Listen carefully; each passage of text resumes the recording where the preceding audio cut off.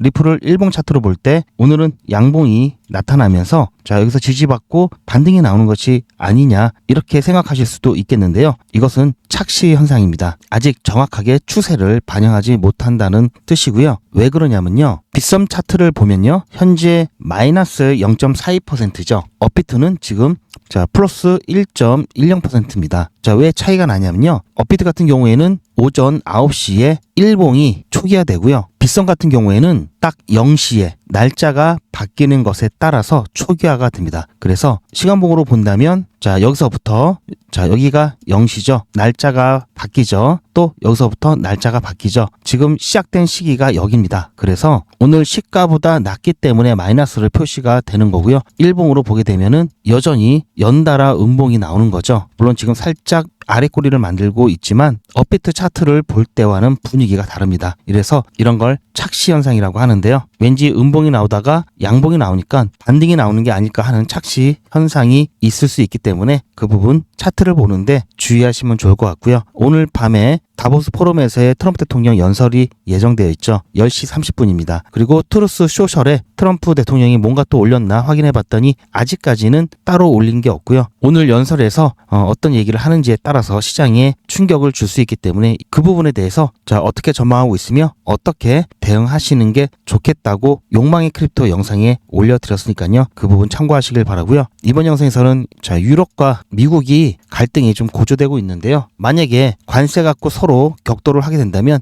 유럽이 유리하다. 트럼프가 꼬리를 내릴 것이다. 이런 의견도 있고요. 반대로 미국이 더 유리하다. 그래서 유럽은 자해 행위를 할 수 없을 것이다. 이런 이야기가 나오는데요. 이 부분에 대해서 어떠한 상황인지 말씀드리는 시간을 갖겠습니다. 지금 이 상황은 뭐 하루 이틀 지나가면 없어지는 상황이 아니라요. 몇 달간 암호화폐 시장은 물론 이 금융시장 전반적으로 영향을 미칠 중요한 이슈이기 때문에요. 이번 시간에 제대로 한번 알아가 보자라는 차원에서 영상을 녹화를 하고 있고요. 본 내용 시작 전에 구독과 좋아요 먼저 눌러주시고 영상 끝까지 시청하셔서 투자에 도움되셨으면 좋겠습니다.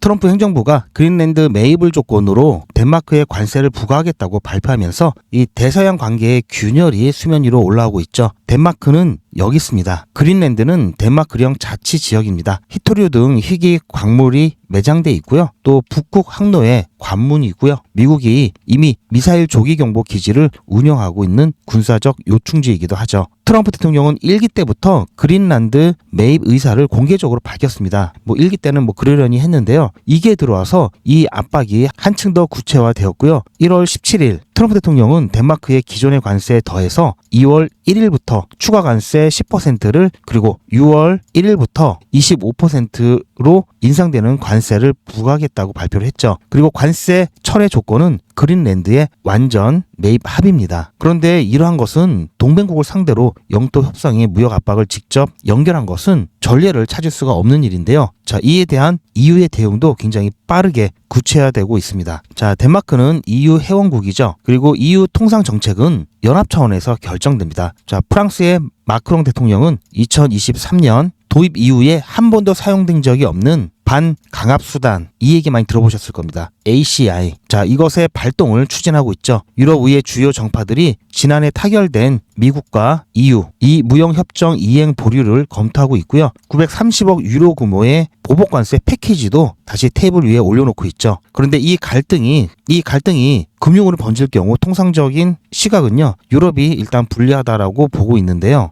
유럽 은행들은 이 달러 조달에 의존하고 있고요. 그리고 결국 미국과의 관계를 완전히 끊을 수 없다라는 게 논리입니다. 다만 유럽이 달러를 필요하는 만큼 이 미국의 금융시장도 유럽 자금을 큰 규모로 흡수하고 있다라는 얘기죠. 그렇기 때문에 이번 갈등은 핵심 당사자인 이 북유럽 국가들 그리고 이 미국 자산에 대한 익스포저가 상당하고 그 상당 부분이 또 공공 부분의 손에 달려 있다라고 볼 수 있고요. 그래서 금융관계의 양방향 구조를 좀 살펴보고 갈등이 금융으로 확산될 경우에 누가 더 출혈이 심한가에 대한 검토를 해볼 겁니다. 파이낸셜 타임즈에 의하면요, 이 유럽 나토 국가들이 보유한 미국 금융자산은 12조 달러에 달한다고 하는데요. 미국 국채만 해도 2.8조 달러입니다. 중국의 공식 보유량보다도 더 많은 규모고요. 이런 규모 때문에 무역 갈등의 레버리지로 활용할 수 있다는 논의도 계속 제기되고 있죠. 만약에 이런 것들을 대규모로 매도를 한다면 미국 금융시장에 엄청난 충격을 줄 수 있고요. 또 이것이 협상력으로 작용할 수 있다는 논리인데요. 그런데 이 FT에서는 이와 관련된 주장에 대해서 회의적인 의견을 제시하고 있습니다. 그 이유를 말씀드리면, 먼저 첫 번째로는 유럽이 보유하고 있는 미국 자산은 대부분 민간 소유고요. 그리고 두 번째, 민간 소유니까 국가가 강제로 매도하라 마라 할 수가 없죠. 그리고 두 번째, 설령 매도가 이루어진다라고 하더라도요, 그 물량을 흡수할 대안이 없습니다. 그리고 세 번째는 대규모 매도가 현실화될 경우에 유로화가 급등하면서 유럽 수출 경쟁력 또한 크게 타격을 입겠죠. 결국 유럽도 경기 침체에 빠질 수 있고요. 즉 자해라는 용어를 쓸 수가 있겠는데요. 결국은 이러한 수단은 너 죽고 나 죽자 할 때 쓸 수 있겠죠. 그래서 이런 부분들을 쉽게 무기화해서 의도적으로 먼저 공격하는 데는 쓰기는 어렵습니다. 그런데 우리가 생각을 해봐야 될 게, 이번 갈등의 핵심 당사자가 누군지 살펴보면요, 덴마크, 그리고 이 덴마크를 강하게 지지하고 있는 나라들은 노르웨이, 스웨덴, 이게 작아서 안 보이는데요, 여기 보시면 네덜란드가 여기 있죠. 이렇게 북유럽 국가들이 북유럽의 경상수지 흑자 국가들입니다. 이 나라들은 수십 년 동안 이 축적한 흑자를 해외 자산에 투자해 왔죠. 그 상당 부분이 미국에 있고요. 그래서 이 북유럽 국가들이 이 공공부분 금융자산 비중이 유럽의 평균보다 높습니다. 그것도 훨씬 높은데요. 노르웨이 같은 경우에는 세계 최대 국부펀드인 GPFG가 있고요. 여기도 GP가 나오죠. 네덜란드에는 여기죠, ABP, 그리고 PFZW, 이와 같은 거대 공적 기금이 자산 운영의 중심에 있습니다. 스웨덴과 덴마크도 마찬가지고요. 이 스칸다비아 국가들의 대미 자산의 합산이 약 2조 달러로 추정되고 있는데요. 네덜란드까지 포함하면은 6천억, 7천억 달러가 여기에 추가가 됩니다. 그리고 이 자산의 상당 부분이 민간이 아닌 공공 부분의 컨트롤 하에 있고요. 그리고 이 공공 부분 투자는 민간과는 다르죠. 이 국부펀드와 공적 연기금 같은 경우에는 순수한 국익 극대화를 위해서 정치적인 고려라든지 지정학적 리스크 평가, 공적 압력 등에 따라서 자산을 배분할 수 있고 조정할 수가 있습니다. 즉 의도적인 무기화는 이 부분을 이야기하고요. 실제로 무기화가 되지 않더라도요, 리스크 관리 차원에서 포지션을 축소할 수 있겠죠. 즉 이런 연기금과 국부펀드의 포지션 축소는 가능합니다. 이 기관들의 자산 상당 부분은 환해지가 되어 있죠. 이 노르웨이 국부펀드처럼 해지를 하지 않는 예도 있지만요, 대부분 이 파생사품 계약을 통해서 환율 변동 리스크를 상쇄해둔 상태입니다. 그러나 해지가 커버하는 것은 가격 변동이고요.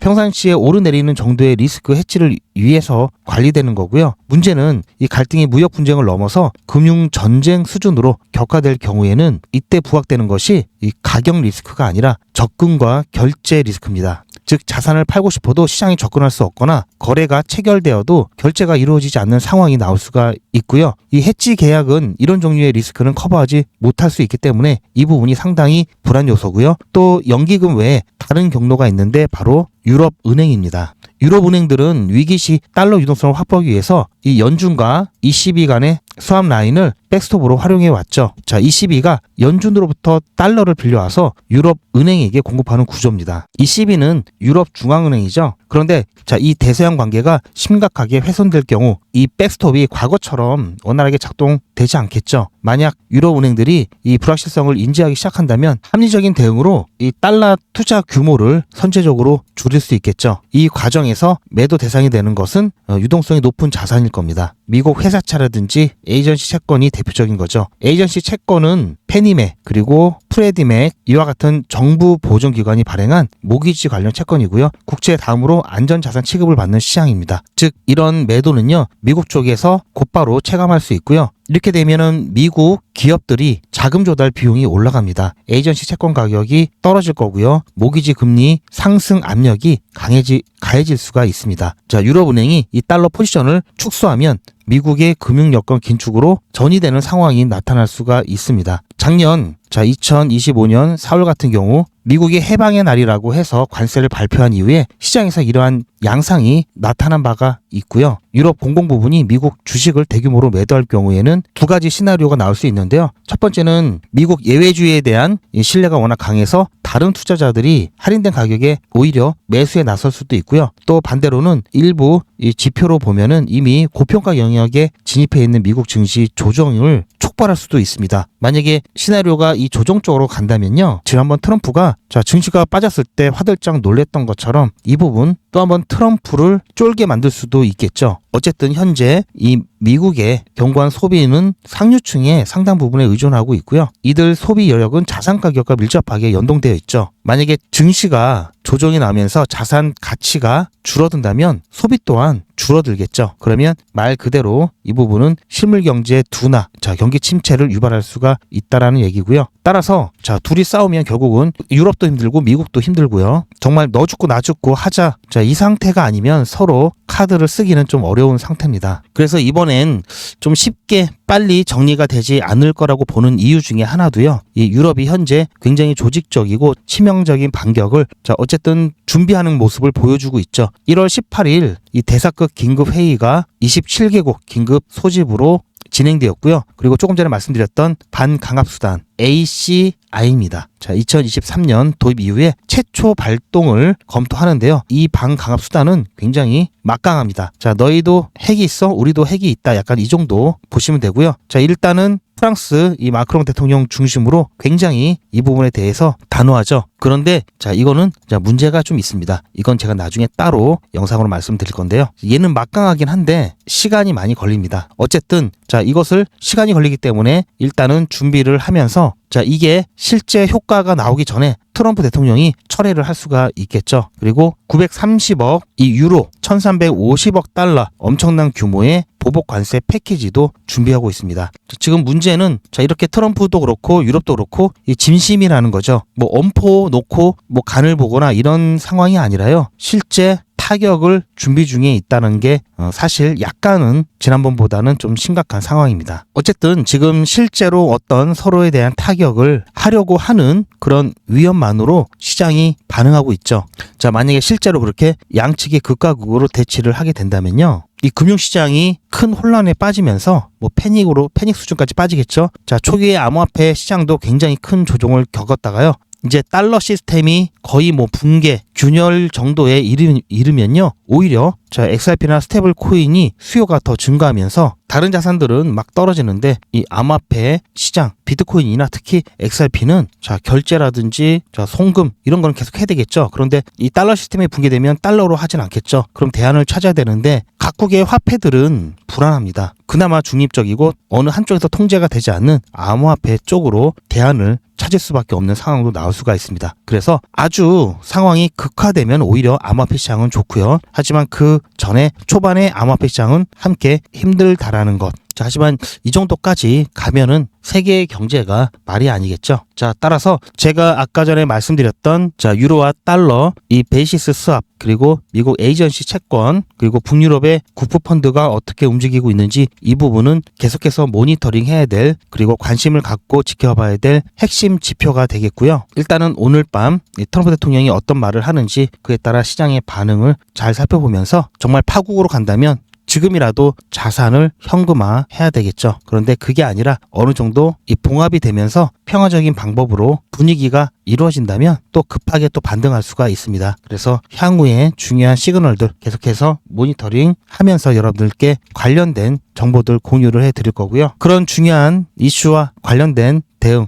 따라서 제 영상 올라오자마자 시청하시려면 구독과 좋아요, 알림 설정까지 해 놓으셔야 되겠죠. 그리고 리플이 왜 갑자기 급등하는지, 왜 급락하는지 관련된 이슈와 중요한 정보들, 그리고 이에 따른 영상에서는 유튜브 정책상 말씀드릴 수 없는 이런 단위까지의 대응을 포함한 실시간 대응을 영상보다 빠르게 공유 받으시려면요. 소통방에 입장하시면 되고요. 소통방 입장 신청은요. 제 영상 아래 더보기 보시면 링크가 있습니다. 그 링크를 클릭하시면 메뉴가 나오는데요. 그 메뉴에 소통방 입장 신청 누르신 다음에 전송 버튼만 누르시면 바로 신청이 가능하니까요. 빠르게 신청하셔서요. 오늘 이후에 나올 중요한 변동성에 함께 대응하셨으면 좋겠고요. 그리고 야마인 크립토 신규 시청자분들을 위해서 제가 준비한 작은 이벤트가 있으니까요.